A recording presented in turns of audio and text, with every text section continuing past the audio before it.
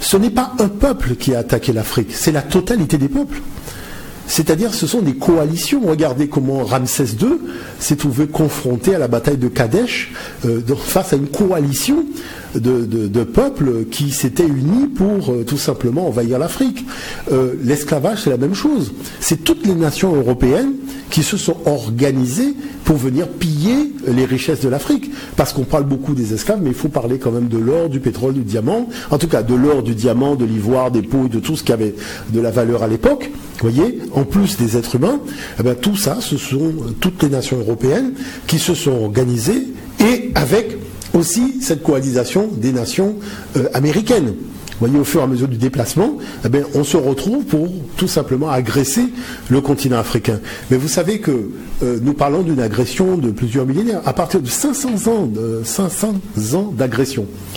Comment vous faites pour régénérer vos guerriers, régénérer vos combattants, régénérer votre civilisation, lorsque à peine que vous venez livrer bataille contre les Anglais, arrivent les Hollandais, vous livrez bataille contre les Hollandais, arrivent les Espagnols, vous livrez bataille contre les Espagnols, arrivent les Portugais, arrivent les Danois, arrivent les Anglais. Il faut comprendre la chose. À un moment, l'Empire Ashanti, par exemple, qui a résisté, mais héroïquement, mais il y a un moment, les gens arrivent toujours avec des armes perfectionnées. C'est-à-dire qu'il faut voir que entre le Portugal qui commence avec des armes à feu un peu rudimentaires, en 1441, mais avec la poudre à canon, avec quand même les fusils, voilà. Mais au fur et à mesure, cette technologie va être améliorée. On va voir arriver la canonnière, qui est un bateau où il n'y a que des canons. Vous voyez, et donc la chose qui se passe, c'est que même lorsque les civilisations africaines récupèrent des fusils, ben vous avez tout simplement une autre nation européenne qui vient avec des fusils qui sont de l'ordre d'une nouvelle technologie. Donc tout ça crée finalement sur la durée un déséquilibre dans le rapport de force, et à partir de là, ça devient compliqué. Alors d'où vient cette réflexion que des Noirs ont vendu des Noirs et effectivement qu'ils ont été troqués pour de la pacotille? Alors, il faut savoir que le problème, c'est que l'histoire de l'esclavage est une histoire politique, parce qu'il y a une notion de culpabilité liée à cette page d'histoire. Donc l'Europe organise, je dirais, un transfert de culpabilité sur les populations africaines, de manière à ne pas avoir à payer l'addition de l'histoire. Vous voyez l'affaire? Mais le problème de fond, c'est que les arguments invoqués, c'est de la fumisterie, c'est du grand n'importe quoi. Parce que il y a 15 jours, j'étais en Martinique, nous avons regardé donc le film de la reine Zinga, qui est un grand royaume en Angola et au Congo. Et qu'est-ce qu'on voit dans ce film? On voit bien que ce sont les Portugais qui, avec leurs bateaux, rentrent dans les fleuves, donc pénètrent à l'intérieur des terres en utilisant les fleuves, et la nuit font les razzias eux-mêmes. Bon, vous avez des Portugais qui coupent la tête des rois.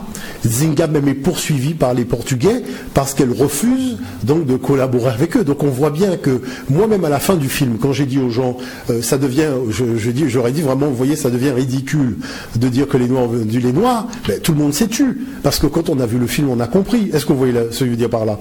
C'est-à-dire qu'il y a une rétention de matériaux historiographiques de manière à orienter arbitrairement le jugement dans une situation et pas dans une autre. Mais vous savez que moi j'ai eu l'occasion de me retrouver face à M. Jean-Michel Deveau, qui est un grand historien français à la télévision, et c'était justement sur la problématique de la traite interne africaine. Et je lui faisais remarquer que même quand il prenait des arguments dans son ouvrage pour dire qu'il y avait une traite interne africaine, eh ben, il faut voir qu'il n'avait pas d'éléments. C'est-à-dire les témoignages qu'il prenait des Hollandais ne confirmaient pas ces dires. Et je vais même vous dire une chose qui dépasse l'entendement. Comment voulez-vous qu'un roi africain qui est dit animiste, donc c'est-à-dire un rapport particulier avec la nature et les formes de vie, puisse avoir le même comportement qu'un roi judéo-chrétien? Vous voyez pas que les gens racontent n'importe quoi? Un roi judéo-chrétien ne peut pas s'entendre avec un roi animiste sur la base de la possession matérielle des éléments de la nature.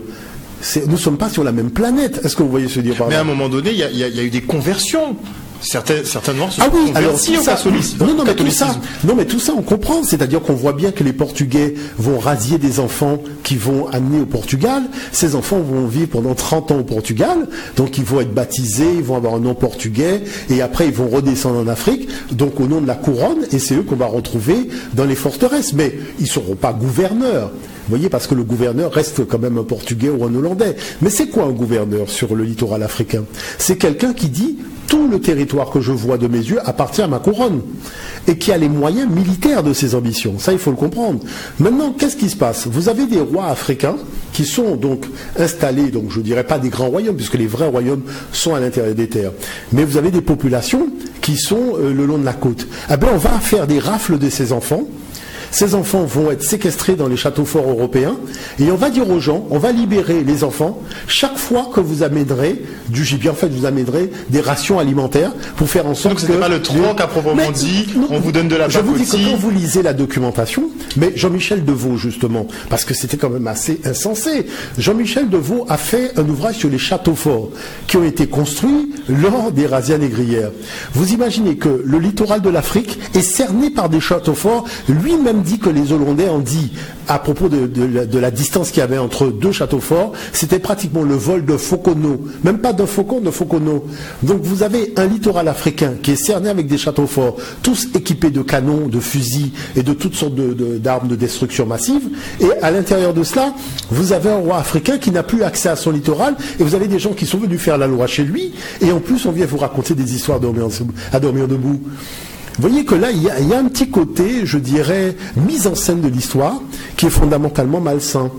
Vous voyez, parce que vous avez quelqu'un qui ment. Fondamentalement, il faut savoir que sur cette trame de l'histoire, nous avons affaire à l'organisation magistrale du mensonge. Et c'est pour ça que jamais, pas une fois, vous voyez, même quand il y a eu des maires, je pense la mairie de Soissons, la mairie d'Angers et compagnie, qui m'ont invité pour parler même à Nantes. À Nantes, on a eu l'occasion de faire un débat avec la municipalité sur ces problématiques-là devant le parterre de gens, de descendants des familles et puis d'historiens nantais. Et là, on a eu une discussion vraiment pour expliquer les choses bêtes. Vous imaginez que vous avez une traite interne africaine à hauteur de 14 millions d'individus. Vous avez forcément un lexique. Vous avez des registres, mais vous avez un registre. Vous allez au Japon, vous voyez des chevaliers, vous savez, vous revenez, vous dites, ça s'appelle des samouraïs. Vous avez 14 millions de samouraïs. Vous avez déjà, on prend 140 samouraïs. L'Européen qui est au Japon, il sait que ça s'appelle samouraï. À 14 millions d'esclaves, il parle d'esclaves, alors qu'esclave c'est un mot européen qui désigne les Européens blonds aux yeux bleus de l'Europe orientale. Où est votre mot africain?